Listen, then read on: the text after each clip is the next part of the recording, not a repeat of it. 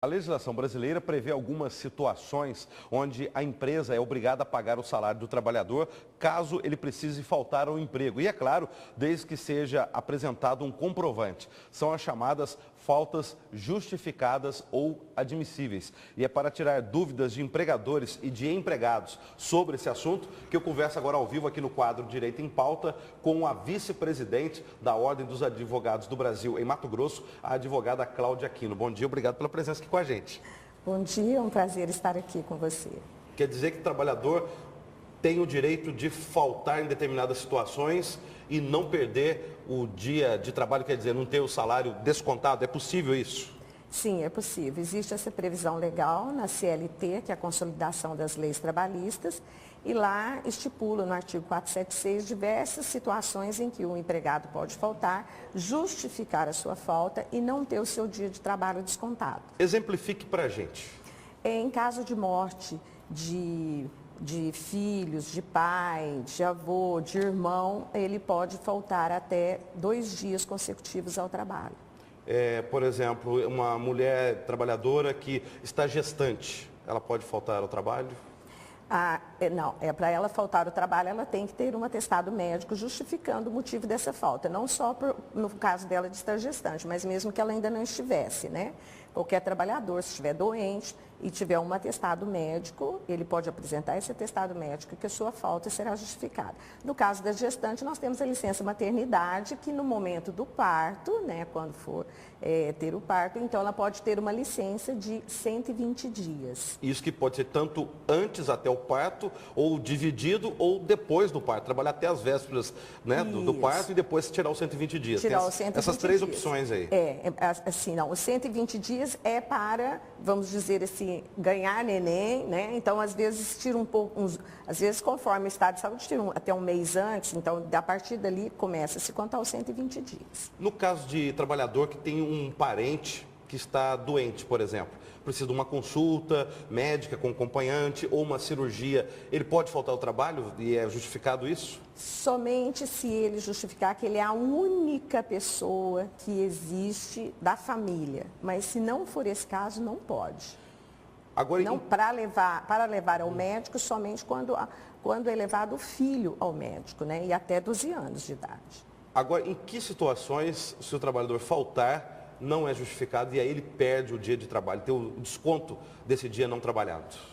Olha, se não for as exceções que estão estipuladas em lei, qualquer falta não é justificada. E as estipuladas em lei são esse caso, de morte, de ascendente, descendente, em caso de casamento, até 3 dias consecutivos, em caso de alistamento ao serviço militar, até 2 dias e não necessariamente seja consecutivo, posso faltar um dia para resolvimento e depois em outra oportunidade vou faltar mais um dia. Em caso de vestibular, se estiver prestando provas do vestibular, enquanto durarem as provas, nos dias das provas pode-se faltar, né? Então as faltas só são justificadas aqueles casos em que há previsão legal. Agora a impressão que fica é que tudo isso que nós estamos falando aqui é quando há uma falta do trabalhador de forma emergencial.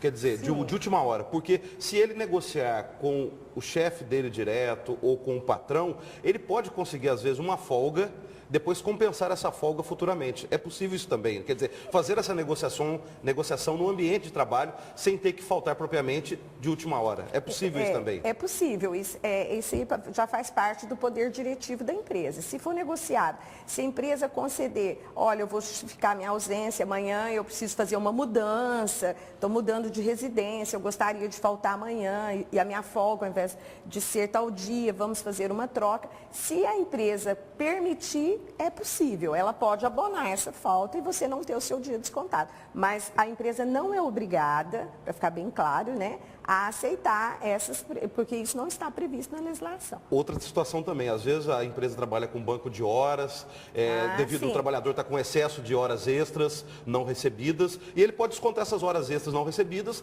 numa falta negociada com o chefe direto, com o patrão. É possível isso também? Sim, é possível. A empresa que possui banco de horas, essa o excesso de horas extras, pode ser pago ao final do ciclo de banco de horas ou pode, durante esse período do banco de horas, serem dadas folgas, que são as chamadas folgas compensatórias, né? Agora, mesmo... Você compensa, né? Mesmo garantido em lei, que você citou o caso da consolidação das leis do trabalho, mesmo garantido em lei, tem um limite para essas faltas justificadas para o trabalhador não perder o direito ou não? Não tem um limite? Não, não existe o limite. Algumas existem esses limites, como eu exemplifiquei, né? E que devem ser obedecidos, né?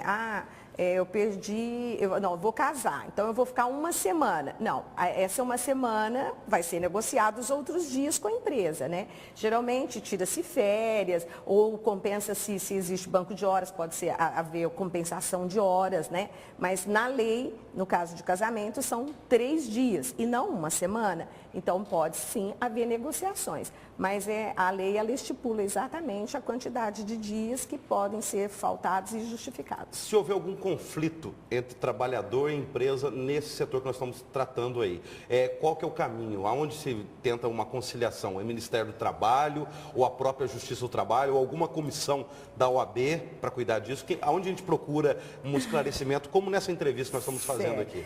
Não, a OAB não tem essa função de nem dirimir conflitos, né? E permanentemente nós não estamos lá dando os devidos esclarecimentos.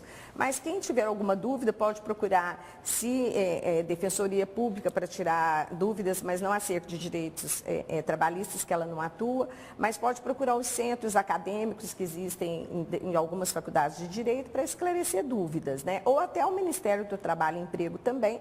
O trabalhador às vezes pode chegar até lá e tirar alguma dúvida. Mas se houver um conflito e não se chegar a algum acordo, sempre que houver esse conflito, as pessoas podem procurar a Justiça do Trabalho, né, através de uma ação judicial. Muito obrigado pela sua presença, viu? Boa semana. Eu que agradeço a oportunidade. Muito obrigada, um bom dia.